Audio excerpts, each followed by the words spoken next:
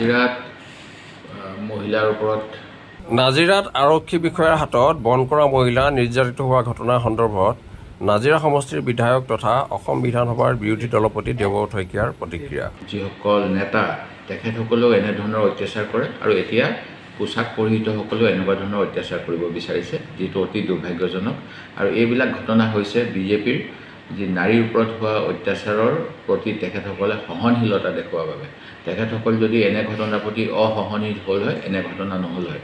আপোনালোকৰ মনত থাকিব পাৰে, যোৱা এপ্ৰিল মাহত তিনিচুকীয়া জিলাৰ এগৰাকী মহিলাই আত্মহত্যা কৰিছিল, যিহেতু বিজেপিৰ এজন মণ্ডল পৰ্যায়ৰ নেতাই তেওঁৰ জীয়েকক ধৰ্ষণ কৰিছিল।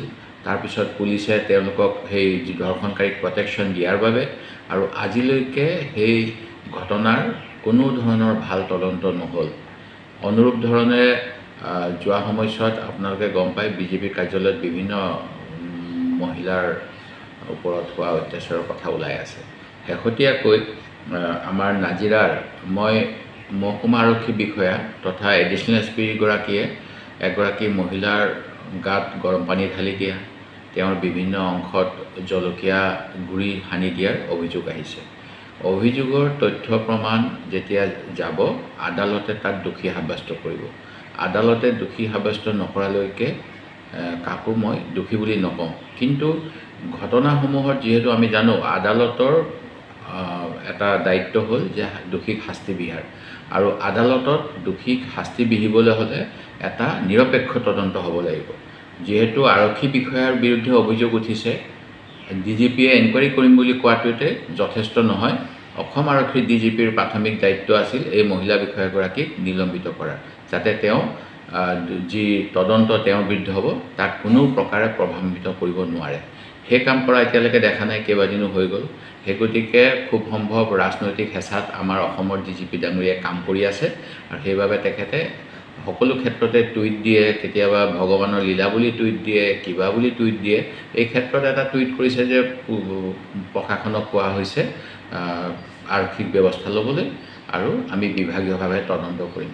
৩ নম্বৰ তেখেতে উল্লেখ কৰিব লাগিছিল, আৰক্ষী বিষয়াগৰাকীক তৎকালীনভাৱে মই নিলম্বনৰ ব্যৱস্থা কৰিছোঁ। সেইটো নকৰি অভিযোগকাৰীসকলক যেন তেওঁ প্ৰভাৱিত কৰিব নেকি, এই যাৰ বিৰুদ্ধে অভিযোগ আহিছে, এনেকুৱা ধৰণৰ এটা সুৰুঙা ৰৈ গৈছে। যিখিনি কাম কৰিলে এইখিনি চৰকাৰী সেৱাবিধিৰ সম্পূৰ্ণ পৰিপন্থী, কাৰণ আইন কোনেও হাতত তুলি ল'ব নোৱাৰে। যদি আমি চাওঁ, যিকেইটা ছেকশ্যন লগাইছে, 342 ছেকশ্যন, ইয়াতে ৰংফুল কনফাইনমেণ্ট, অৰ্থাৎ তেওঁ আইন বহিৰ্ভূতভাৱে কাৰোবাক বন্দী কৰি থোৱা, যিটো মানে আমি কওঁ যে সন্ত্ৰাসবাদী সংগঠনে কৰে। আৰক্ষী বিষয়াগৰাকী সন্ত্ৰাসবাদী নেকি? ঠিক তেনেকৈ 323 বুলি শুনিছোঁ, তাত হৈছে যে ভলণ্টাৰীলি কজিং হাৰ্ট, অৰ্থাৎ ইচ্ছাকৃতভাৱে কাৰোবাক শাস্তি দিয়া। এই শাস্তি দিয়া কামটো পুলিচৰ নহয়।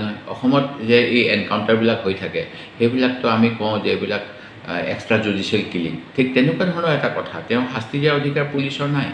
ঠিক তেনেকৈ 352 ক্ৰিমিনেল এছল্ট, আৰু ইয়াৰ উপৰিও মহিলাৰ ওপৰত নিৰ্যাতন হ'লে আমাৰ সুপ্ৰিম কোৰ্ট, নেশ্যনেল হিউমেন ৰাইটছৰ গোচৰত যিবিলাক ৰায়দান হৈছে, এই অনুসৰি অতি ছিৰিয়াছলি ল'ব লাগে। এইবিলাক একো মই দেখা নাই। আৰু 307 IPC এটেম্প টু মাৰ্ডাৰ, ই লাগিবও পাৰে, নালাগিবও পাৰে। যদি তেওঁ এটেম্প টু মাৰ্ডাৰ হৈছেনে নাই, সেইখিনি আদালতে প্ৰমাণ কৰিব। সেই গতিকে যদি লগাবলগীয়া হয়, লগাব লাগে আছিলে। কাৰণ আমিতো পুলিচটো কেতিয়াও সিদ্ধান্তকাৰী হ'ব নোৱাৰে যে কি হ'ব কি নহ'ব, আদালতেহে ক'ব তেওঁ দোষী নে নিৰ্দোষী। সেই গতিকে মই ভাবোঁ যে প্ৰকৃত তদন্ত ভাল ধৰণে নিৰপেক্ষভাৱে হ'বলৈ তেখেতক অসম আৰক্ষীয়ে তাৎক্ষণিকভাৱে নিলম্বন কৰিব লাগিছিল।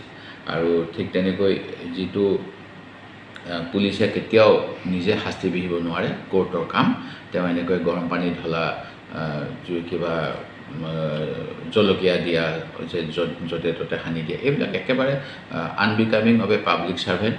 মই ইয়াৰ CID তদন্ত বিচাৰোঁ, বা উচ্চপদস্থ আৰক্ষীৰ দ্বাৰা বিচাৰোঁ। নাজিৰা আৰক্ষীৰ এগৰাকী ইনস্পেক্টৰ লেভেল অফিচাৰে এডিশ্যনেল SP বিৰুদ্ধে কিমান নিৰপেক্ষভাৱে তদন্ত কৰিব পাৰিব, ইয়াত মোৰ সন্দেহ আছে।